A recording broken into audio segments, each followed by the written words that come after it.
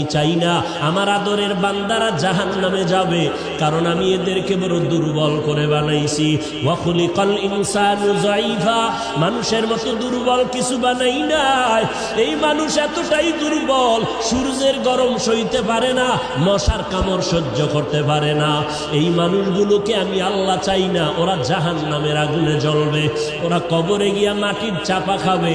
আমি আল্লাহ চাই আমার প্রত্যেকটা বান্দা বান্দি যেন জান্নাতি হইয়া কবরে আসতে পারে। এরপরেও যারা মেজাজটা গরম করিয়া দুনিয়ার মোহে পড়িয়া আমি আল্লাহর সাথে গাদ্দারি করিয়া আলেম ওলামাদের বিরুদ্ধে চলে যাবি, তোরা একটু শুনিয়া রাখ, আল্লাহর কোরআনের ঘোষণা শুনিয়া রাখ।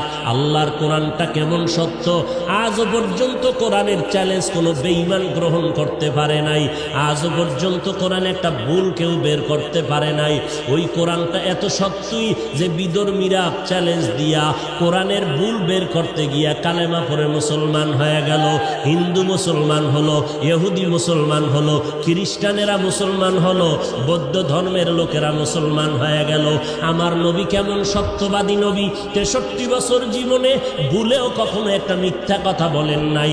ও এলাকার মুসলমান, একটা মানুষ দ্বিতীয় একটা মানুষের নাম বলো। এত আদর্শের গান গাইলা, আব্রাহাম লিঙ্কনের আদর্শ, মাও সেতুংয়ের আদর্শ, লেনিন কালমার্সের আদর্শ, প্লেটোর আদর্শ, এমন একটা আদর্শের গার্ডিয়ানের নাম বলো যেই বান্দার জীবনে মিথ্যা বলে নাই। দুনিয়াতে একটা মানুষ, একজন ব্যক্তি রহমাতুল লিল আলামিন, কেমন নবী আমার যার জীবনে 63 বছর হায়াতে ভুলেও কোনো একটা মিথ্যা কথা বলেন নাই। বেঈমানেরা পর্যন্ত আমার নবীকে সততার কারণে কি উপাধি দিয়েছিল বলো? আল আমিন উপাধি দিয়েছিল। ওই নবীর কথা সত্য। এ নবীর উম্মতেরা, মাথায় আল্লাহ ব্রেন দিয়েছে, একটু চিন্তা কর।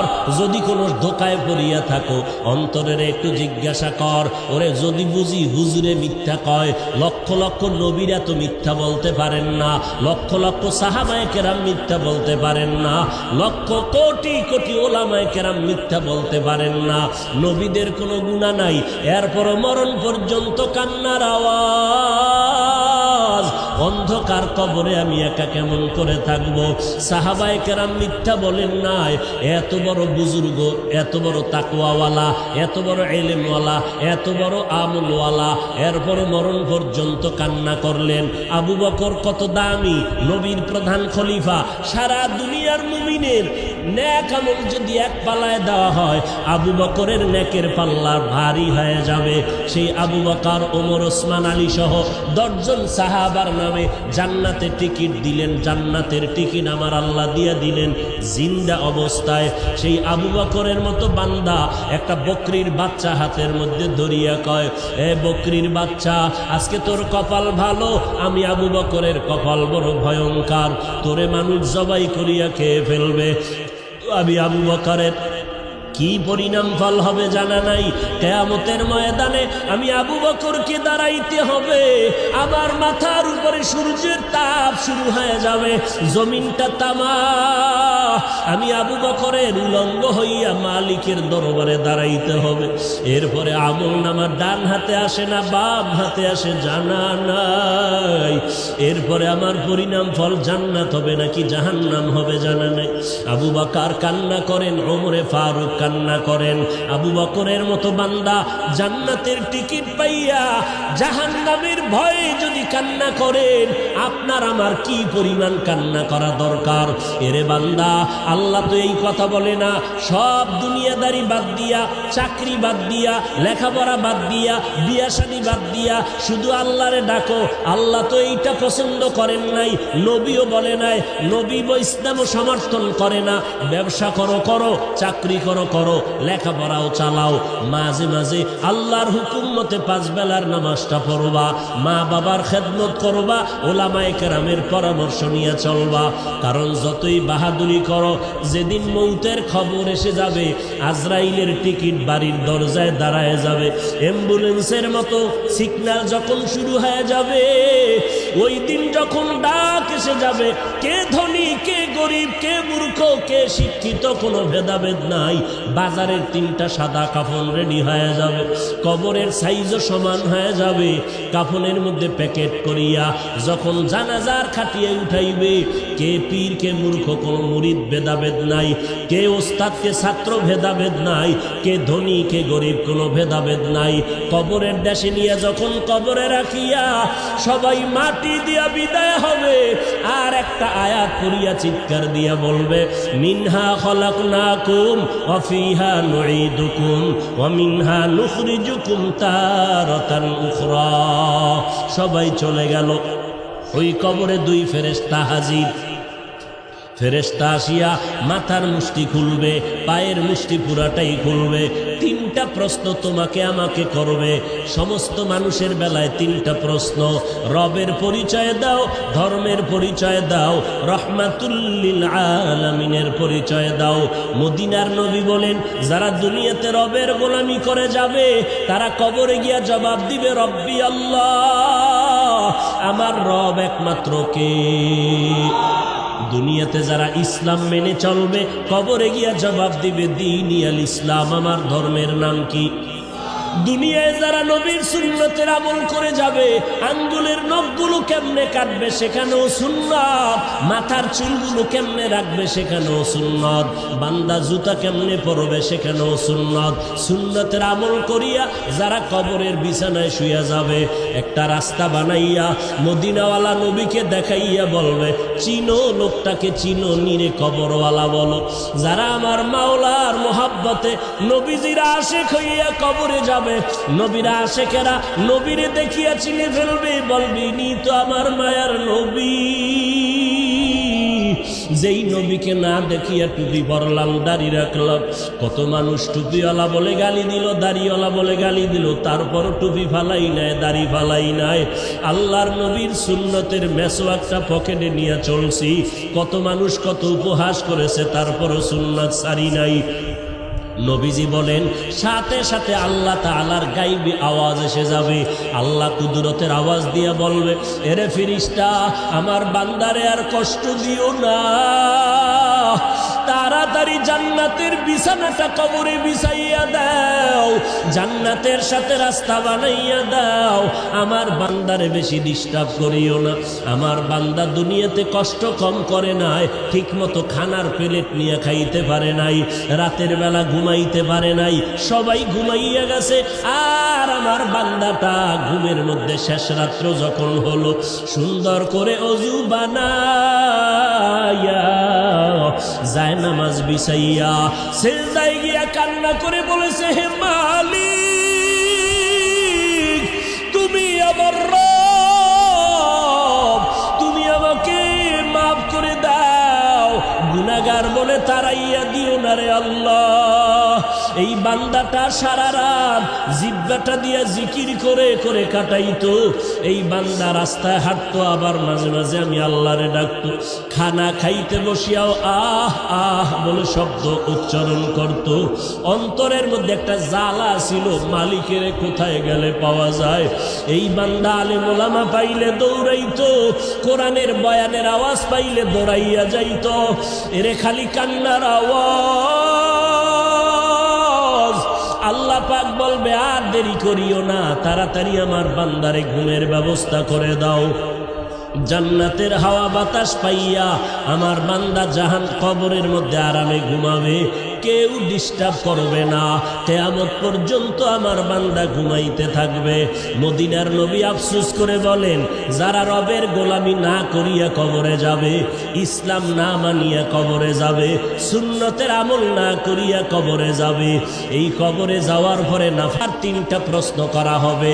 রবের পরিচয় দাও, ধর্মের পরিচয় দাও, রহমাতুল লিল আলামিনের পরিচয় দাও। যখন এই প্রশ্ন করা হবে, মদিনার নবী আফসোস করে বলে, গুনাহগার তো জবাব দিতে পারবে না, শুধু একটা শব্দ বলবে, হা হা লা আদরি, হা হা লা আদরি। আফসোস, বড় আফসোস, আমি কিছুই জানি না, কিছুই জানি না। নবীজি বলেন সাথে সাথে আমার আল্লাহ গাইবী আওয়াজ দিয়া বলবেন, কুদরতের আওয়াজ দিয়া, এ কবরের ফেরেশতা, এই নাফরমানের আর সুযোগ দিয়া লাভ নাই। আমি আল্লাহ দুনিয়াতে কম সুযোগ দেই নাই। আমার দেওয়া চাঁদের আলো, সূর্যের আলো ভোগ করলো, আমার দেওয়া পানি, আমার দেওয়া বাতাস, আমার দেওয়া নদীর মাছ, গাছের ফল খাইয়া, জমিনের ফসল খাইয়া এই কপাল পোড়া একবারও আলহামদুলিল্লাহ বলে নাই। ওলামায়ে কেরাম পায়ে ধরে ধরে নামাজের কথা বলতো। এই নাফরমান গুনাহগার আজান শুনিয়া একবারও মসজিদে গিয়া নামাজ আদায় করে নাই। এমন কপাল পোড়া, নিজেও টুপি পরে নাই, যারা টুপি পরতো তাদেরকেও পছন্দ করে নাই, নিজেও দাড়িটা লম্বা করে নাই, যারা দাড়ি লম্বা করতো তাদেরকেও পছন্দ করে নাই, নিজেও পর্দা করে নাই, যারা পর্দা করতো তাদেরকেও পছন্দ করে নাই, নিজেও পাগড়ি পরে নাই, যারা পাগড়ি পরতো তাদেরও পছন্দ করে নাই, নিজেও আমি আল্লাহর জিকির করে নাই, যারা জিকির করতো তাদেরকেও পছন্দ করে নাই। এই নাফরমানকে আর সুযোগ দিয়া লাভ নাই। এখনই কবরের মধ্যে জাহান্নামের বিছানাটা বিছাইয়া দাও, জাহান্নামের সাথে রাস্তা বানাইয়া দাও। জাহান্নামের আগুন কবর ভরে যাবে, একটা না, দুইটা না, 70 থেকে 99টা সাপ কবর এসে ভরে যাবে। মদিনার নবী বলেন, ও দুনিয়ার মানুষ, জাহান্নামের কথা যখন কানে আসবে, আল্লাহর কাছে ক্ষমা চাওয়ার চোখের পানি ছেড়ে তওবা করো। এর বৃদ্ধ বাবাজি, ও পর্দার আড়ালের মা বোনেরা, ও যুবকেরা, কয়দিন আর যৌবনের বাহাদুরি করবা? এই দুনিয়া কিছুই না। ওরে আমার মাওলার ধরা তো বড় কঠিন। এই মহামারীতে কত প্রাণ চলে গেল রে বাবা। ওই সাদা কাপড়ের প্যাকেট যেদিন হয়ে যাইবা, কে আপন কে পর, কেউ সাথে নাই, সবাই জামাটা খুলিয়া বেলেট দিয়া গেঞ্জিটা কেটে রেখে দিবে।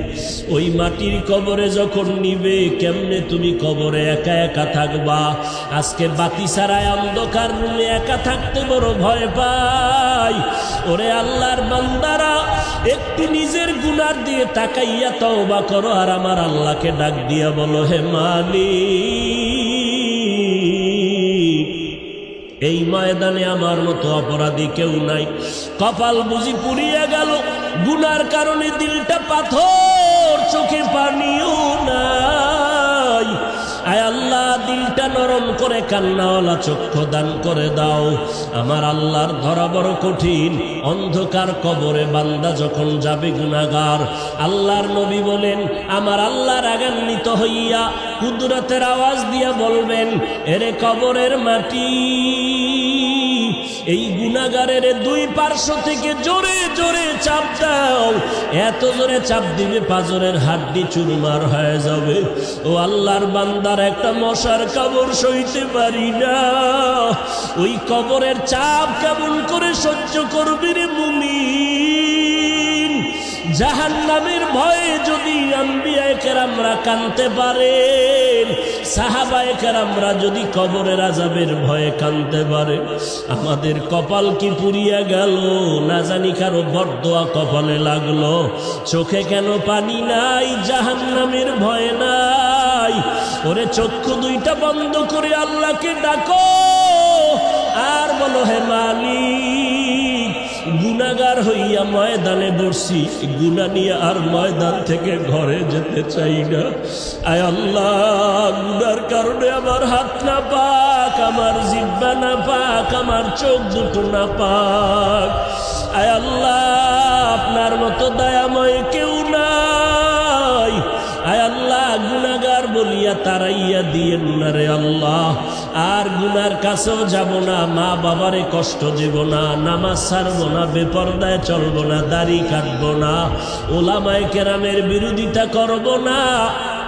আজকে থেকে তওবা করে নিলাম, তওবার খাঁটি নিয়ত যদি অন্তরে থাকে, খাঁটি তওবার নিয়তে আমার মাওলাকে বলতে থাকো, দিলটা নরম করো, আল্লাহকে বলো, হে আল্লাহ আজকে থেকে তওবার খাঁটি নিয়ত করলাম, রিজিকের মালিক আল্লাহ, হায়াতের মালিক আল্লাহ, ইজ্জতের মালিক আল্লাহ। অতএব দুনিয়ার কাউকে ভয় করিয়া লাভ নাই, কারো গোলাম হইয়া লাভ নাই। আল্লাহ যেদিন ডাক দিবে আমারে কেউ ধরে রাখতে পারবে না, রিজিকের ব্যবস্থা আল্লাহ করবেন। অতএব রিজিকের জন্য কারো পায়ের কাছে যাওয়ারও প্রয়োজন নাই। আল্লাহ আজকে থেকে আপনার গোলামি করব, নামাজ পড়ব, নবীর তরিকায় চলব, মা বাবার দোয়া নিয়ে চলব, ওলামায়ে কেরামের বিরুদ্ধে যাব না। তওবা করার যদি খাঁটি অন্তরে নিয়ত হয়, মুনাফিকি যদি না থাকে, খাঁটি তওবার নিয়তে দুটো হাত আল্লাহকে দেখাইয়া দাও। আয় আল্লাহ মেহেরবানি করে হাতগুলো কবুল করে নেন, তওবা কবুল করে নেন, তওবার উপরে মজবুত হইয়া চলার তৌফিক দান করেন, আমিন।